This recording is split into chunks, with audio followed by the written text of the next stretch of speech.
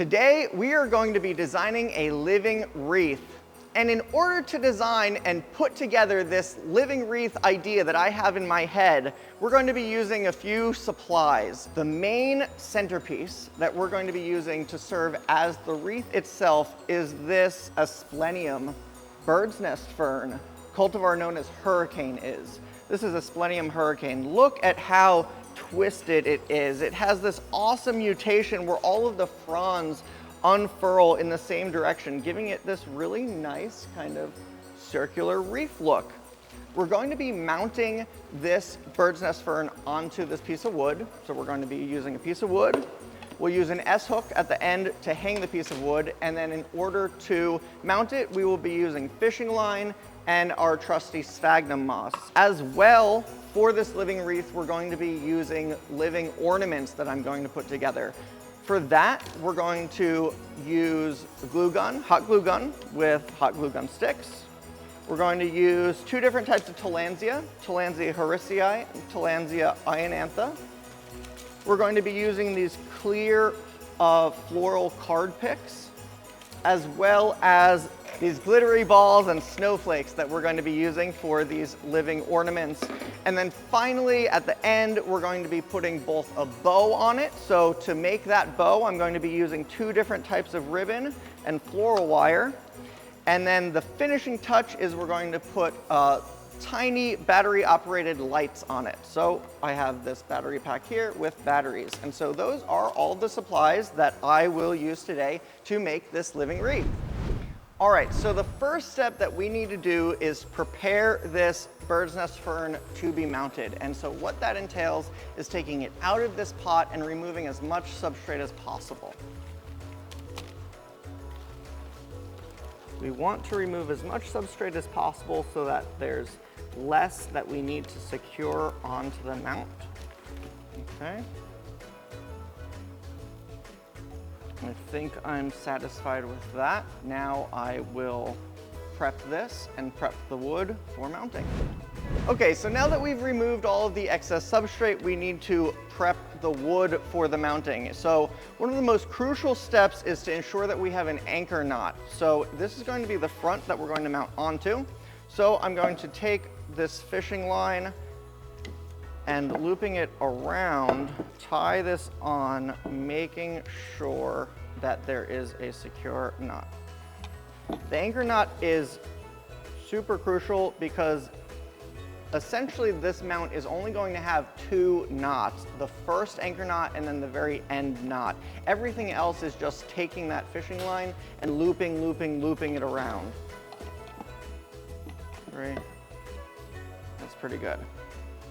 So now we can begin this process.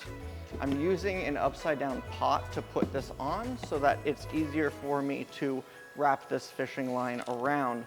Before we wrap with fishing line though, we need to center this on and then surround this substrate mass with sphagnum moss.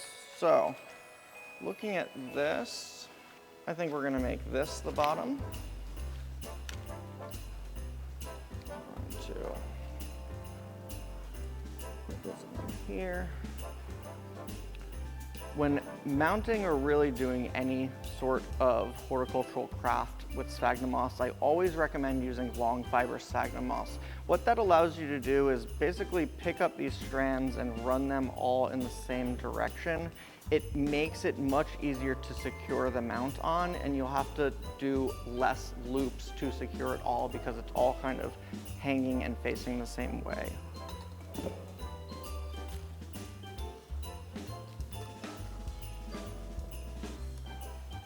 Now that I've done the sides, I need to get up in here and cover the tops.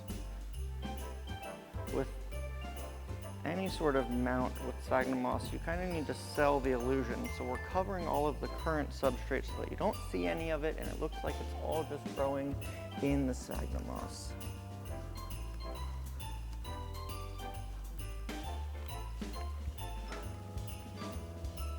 Okay. Now we begin the process of wrapping it and tying it and securing it with fishing line. All right, so we are just taking this fishing line and basically feeding it up and over. Secure it. And take it around. We're doing the same thing over and over until it's secure.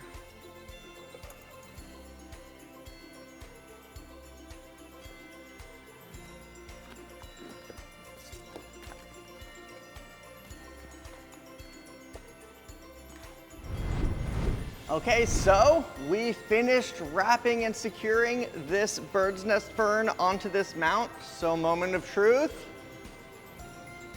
It holds. Look at that. That is wild. That is incredible. So now comes the fun part, and we get to decorate it with living ornaments. All right, let's go. All right, now that our glue gun has heated up, we're going to go ahead and begin creating our living ornaments.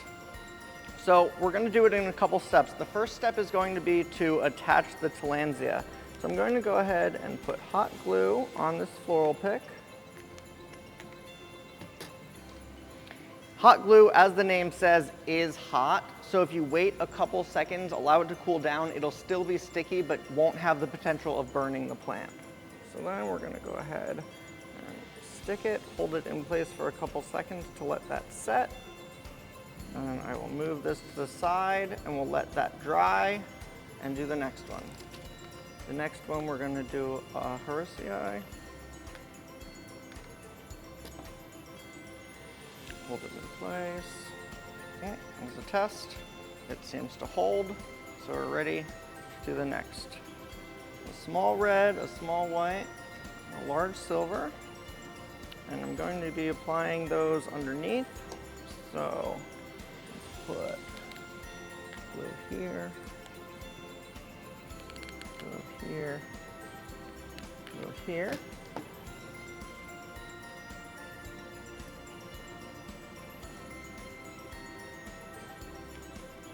Hold those in place. I'm going to do a dab of glue to be able to attach the silver. Pull these roots up. Ball's going to go right there. Glue here, glue down the middle, white, silver, dab, dab.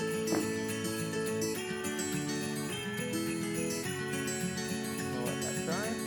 And then while we do that one, we're going to do our third ornament, maybe not living. The one non-living piece is we're going to be using the snowflakes. And we'll let those dry and then repeat. All right, I've gone ahead and made all of our ornaments. So as a finishing touch, I am going to be applying this Queen Silver Glitter Spray. It is vegan and cruelty-free, so it is basically just argan oil and glitter. So it should be plant safe. So I'm going to go ahead and apply that onto these snowflakes here. And then also these guys here. Everyone else already had it applied. So look at how cute these came out. These little living ornaments. I love this. So now the next step is we're going to attach these to our living wreath. All right, let's go ahead and decorate. I'm going to use these floral picks and essentially just stick these into the sphagnum moss that we already have wrapped up.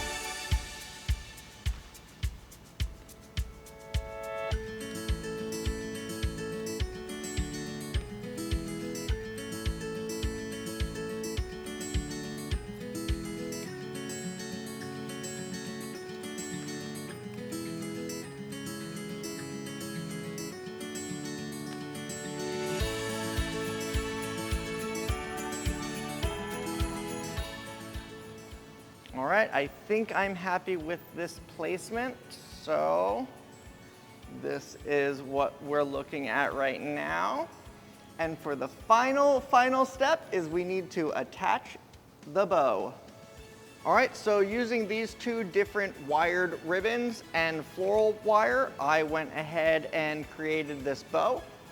So now we are going to attach this bow to a floral pick and then floral pick it onto the living wreath.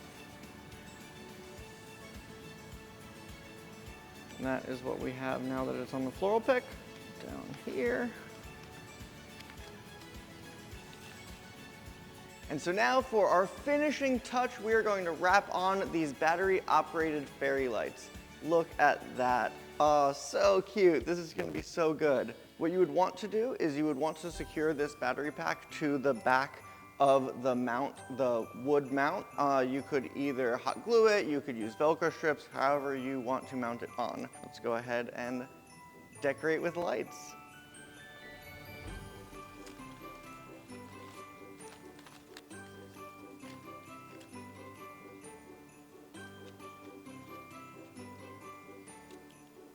All right, are we ready for the final reveal? Ah! Wow, just look at that. Look at what just a few of the plants around the greenhouse, an idea in my head, I guess, and a certification in floriculture can do. Look at this living wreath fit with living ornaments, a handmade bow, twinkling lights. I love it. Again, from all of us here at Gabriel Plants, happy holidays.